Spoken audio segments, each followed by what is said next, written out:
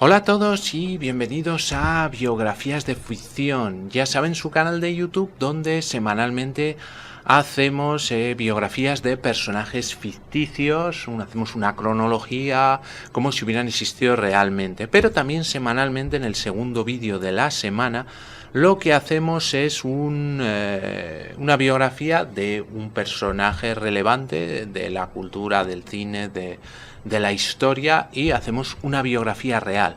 Entonces hoy vamos a hacer la biografía real de Bela Lugosi. Bien, antes de empezar el vídeo les voy a dar 5 segundos para que se suscriban a mi canal, porque ya saben que de esa manera me ayudan mucho para hacer nuevos vídeos.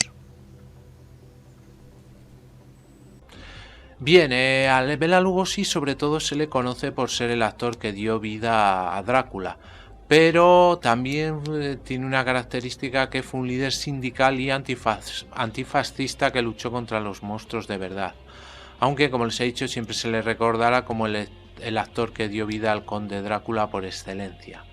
Lugosi hizo su personaje tan real que incluso al parecer murió creyéndose el rey de los vampiros e inmortal. Bien, Bela Lugosi nació el 20 de octubre de 1882 en el seno de una familia acomodada en Lugov, en la actual Rumanía. Fue en la vida real un líder sindical y antifascista, y a pesar de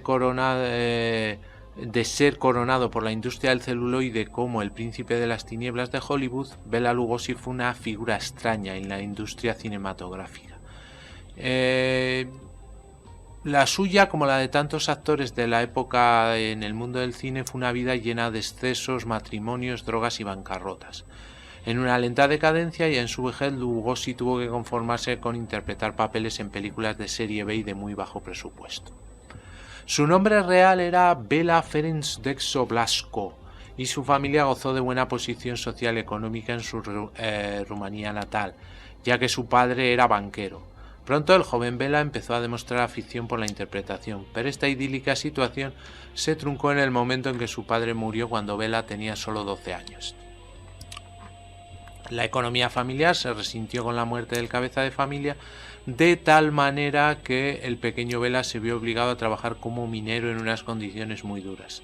Además de minero, Bela también desempeñó otras profesiones como ferroviario y peón.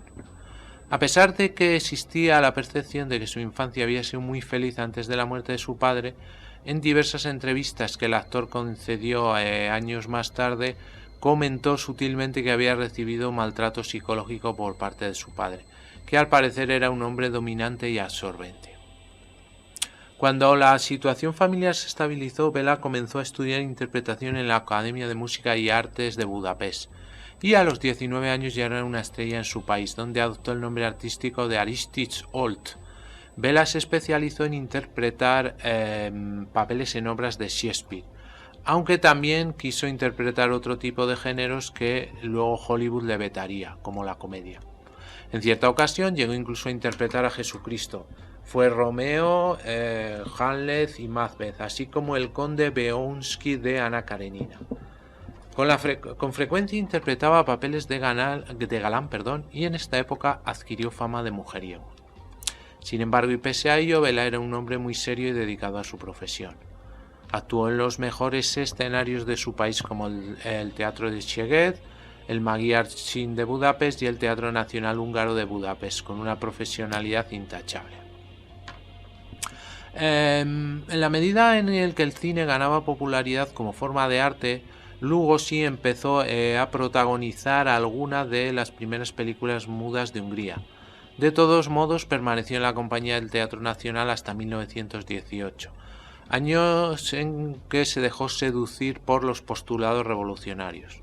Lugosi participaba en protestas contra los bajos salarios, la explotación laboral y el trato injusto que se daba a los jóvenes actores. Y pronto se dio cuenta de la influencia que podían tener los artistas en las luchas políticas. Lugosi también apoyó al Partido Comunista Húngaro, fundado en diciembre de 1918, y encabezó una manifestación de actores en marzo de 1919, además de jugar un papel decisivo en la fundación de la Organización Libre de Trabajadores Teatrales. Y más tarde esta organización se convirtió en el primer sindicato de actores de cine del mundo, el Sindicato Nacional de Actores. La crisis política de su país le obligó a emigrar a Alemania, donde interpretó adaptaciones de novelas de Karl May, formando pareja habitual con la actriz judía Dora Gershon. El éxito que consiguió le abriría las puertas para trabajar con grandes directores como Michael Curtiz, futuro director de Casablanca, y Friedrich Wilhelm Murnau, paradójicamente el realizador de Nosferatu, que además le brindó la ocasión de aparecer en su primera gran película de terror. Se llamó Des Janus Kopf, traducido algo así como La cabeza de llano. Fue en el año 1920. Pero en los albores del nazismo la situación en Alemania se complicó y Lugosi decidió emigrar a los Estados Unidos a pesar de que su inglés en aquel entonces no era muy fluido. Tras un periodo de inestabilidad fue en Broadway donde Lugosi consiguió en 1927 hacerse con el papel de su vida, interpretando al conde Drácula en la obra teatral del mismo título. La función fue un éxito y Lugosi se afianzó como actor, aunque por ahora sin alcanzar demasiado renombre.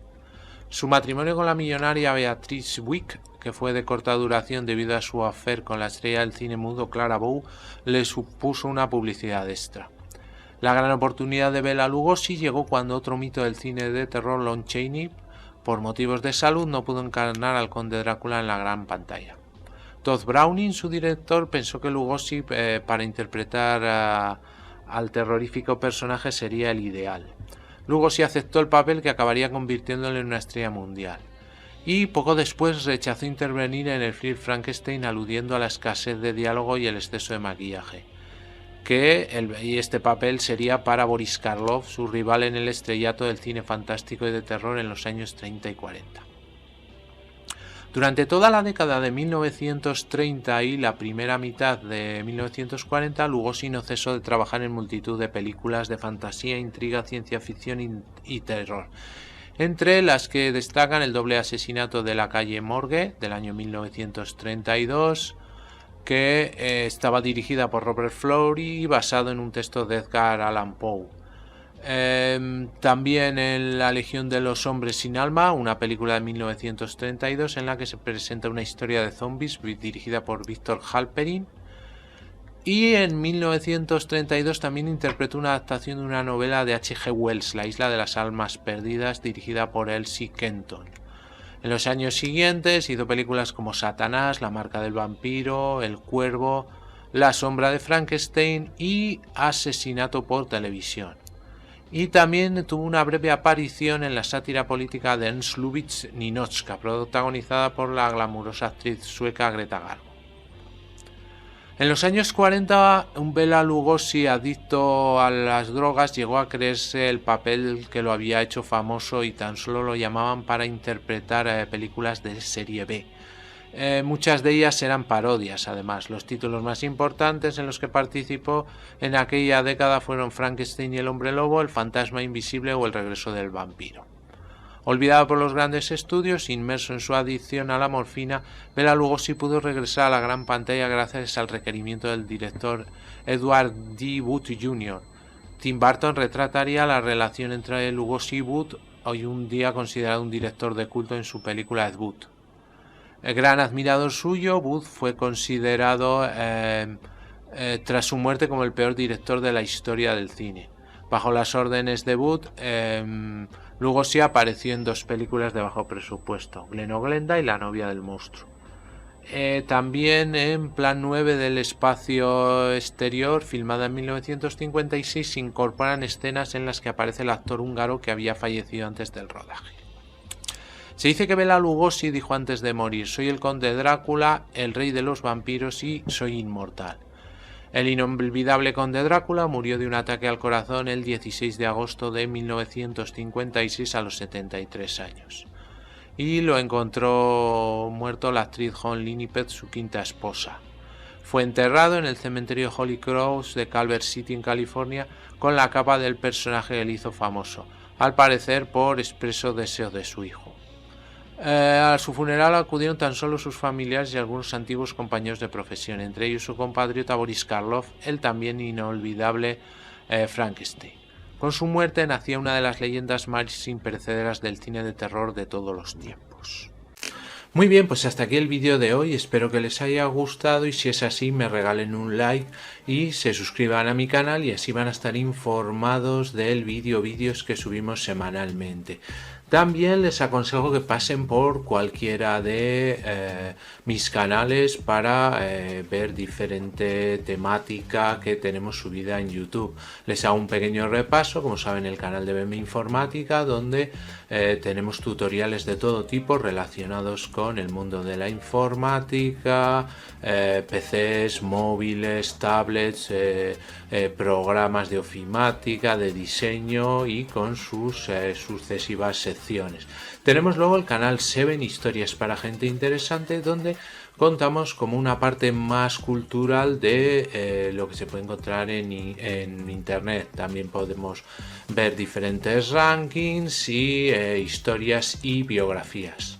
Luego tenemos el canal de cine que se llama En Blanco y Negro, donde hablamos sobre todo del cine clásico, cine mudo, la edad de oro del cine en blanco y negro, y donde tenemos también algunas peliculillas que pueden ver.